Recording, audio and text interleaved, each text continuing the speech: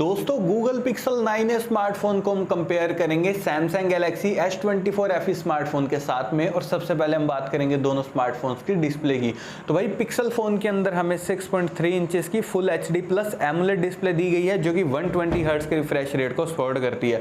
दोस्तों डिस्प्ले भाई content watching के हिसाब से पिक्सल फोन की एकदम बढ़िया वाली, कोई दिक्कत नहीं आएगी। लेकिन यार ये जो इसके बेजल्स है ना यार, वो प्राइस पॉइंट के अकॉर्डिंग बहुत ज्यादा ही है यार, ये जस्टिफाई नहीं कर रहे।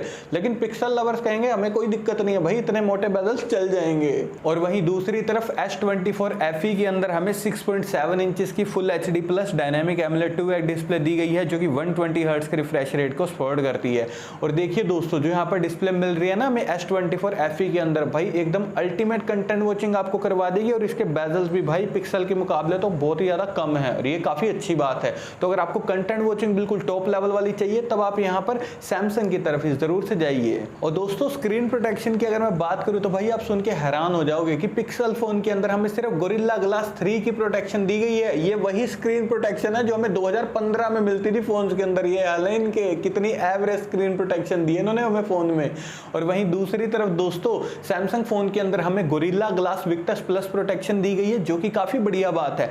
IP रेटिंग की अगर मैं बात करूं तो दोनों फोन यहाँ पर IP68 रेटिंग के साथ में आते हैं। तो दोस्तों वाटर और डस्ट से आपको बढ़िया वाली प्रोटेक्शन दोनों फोन में मिल जाएगी, कोई भी दिक्कत नहीं आएगी। और ऑपरेटिंग सिस्टम की अगर मैं बात करूं तो pixel phone out of the box Android 15 के साथ में आता है जो कि स्टॉक एंड्रॉइड पर बेस्ड है। वहीं दूसरी तरफ Samsung phone out of the box Android 14 के साथ में आता है जो कि One UI 6.1 पर बेस्ड है। तो ओवरऑल दोस्तों ऑपरेटिंग सिस्टम और UI के मामले में दोनों स्मार्टफोन भी बढ़िया हैं। और अपडेट्स की अगर मैं बात करूं तो दोनों फोन्स के अंदर आपको 7 साल के एंड्रॉइड अपडेट्स और 7 साल के सिक्योरिटी अपडेट्स देखने को मिलेंगे। तो भाई लॉन्ग टर्म तक तो अपडेट्स आपको दोनों ही फोन में मिलेंगे, टेंशन लेने की कोई जरूरत नहीं है। और दोस्तों चिपसेट की अगर मैं बात करूं तो भाई पिक्सल फोन के अंदर हमें टेंसर G4 चिपसेट दिया गया जो कि 4 नैनोमीटर टेक्नोलॉजी पर बेस्ड है। वहीं दूसरी तरफ सैमसंग फोन के अंदर हमें Exynos 2400E चिपसेट दिया गया जो कि 4 नैनोमीटर टेक्नोलॉजी पर बेस्ड है।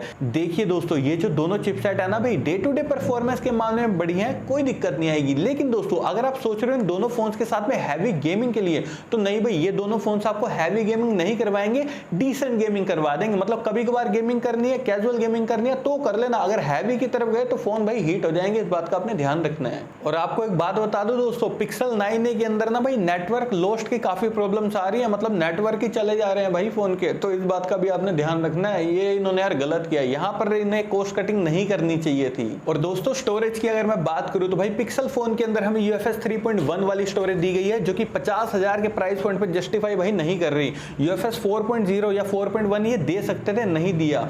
वहीं दूसरी तरफ सैमसंग फोन के अंदर हमें UFS 4.0 वाली स्टोरेज दी गई है जो कि काफी बढ़िया बात है।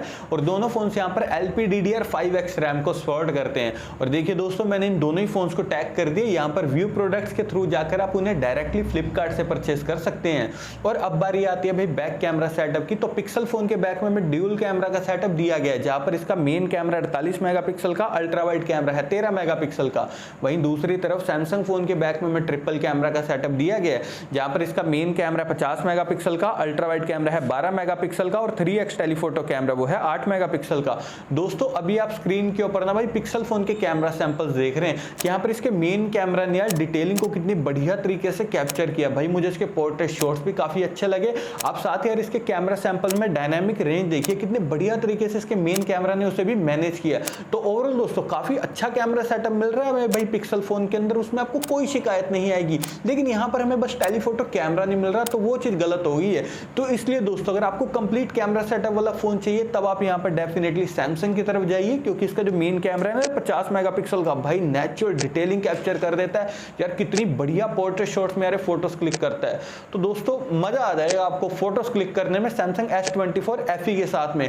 और यहाँ पर हमें टेलीफोटो कैमरा भी मिल रहा है भाई, काफी बढ़िया बात है। और मैक्सिमम वीडियो रिकॉर्डिंग की अगर मैं बात करूं तो दोस्तों पिक्सल के बैक कैमरा से मैक्सिमम 4K तक वीडियो रिकॉर्डिंग 60 FPS पर कर सकते हैं। वहीं दूसरी तरफ सैमसंग के बैक कैमरा से मैक्सिमम 8K तक वीडियो रिकॉर्डिंग 30 FPS पर कर सकते हैं। तो मैक्सिमम वीडियो रिकॉर्डिंग के मामले में दोनों स्मार्टफोन भी बढ़िया हैं।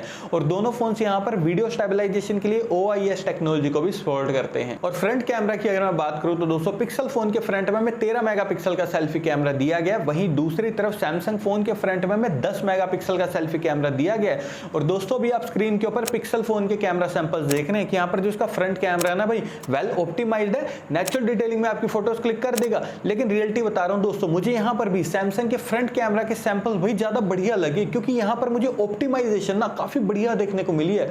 तो ओवरऑल दोस्तों फ्रंट कैमरा भी यहां पर भाई सैमसंग फोन का ही बढ़िया है, क्योंकि मैक्सिमम वीडियो रिकॉर्डिंग की अगर मैं बात करूं तो भाई पिक्सल फोन के फ्रंट कैमरा से आप मैक्सिमम 4K तक वीडियो रिकॉर्डिंग सिर्फ 30 FPS पर ही कर सकते हैं। इन्होंने 60 FPS का हमें कोई भी सपोर्ट नहीं दिया, ध्यान रखना आपने। लेकिन भाई दूसरी तरफ सैमसंग फोन के फ्रंट में 4K तक वीडियो रिकॉर्डिंग 60 FPS पर कर सकते हैं, जो कि भाई अगेन बढ़िया बात है। दोस्तों बैटरी डिपार्टमेंट की अगर मैं बात करूं तो पिक्सल फोन के अंदर हमें 5100 mAh की बैटरी दी गई है, जो कि 23 वॉट की फास्ट चार्जिंग को सपोर्ट करती है और सिर्फ 7.5 वॉट की ही वायरलेस चार्जिंग को सपोर्ट करती है। तो ध्यान रखना आपने, वायरलेस चार्जिंग का काफी कम सपोर्ट हमें मिल रहा है इस फोन के अंदर। और वहीं दूसरी तरफ सैमसंग फोन के अंदर हमें 4700 mAh बैटरी दी गई है, जो कि 25 वॉट की फास्ट चार्जिंग को सपोर्ट करती है और 15 वॉट की वायरलेस चार्जिंग को सपोर्ट करती है। तो दोस्तों दोनों फोन्स के साथ में आपको ऑलमोस्ट एक दिन तक का बैटरी बैकअप मिल जाएगा, कोई भी दिक्कत नहीं आएगी। लेकिन वायरलेस चार्जिंग का अगर आपको सपोर्ट भाई ज्यादा चाहिए तब आपको सैमसंग की तरफ ही जरूर से जाना है।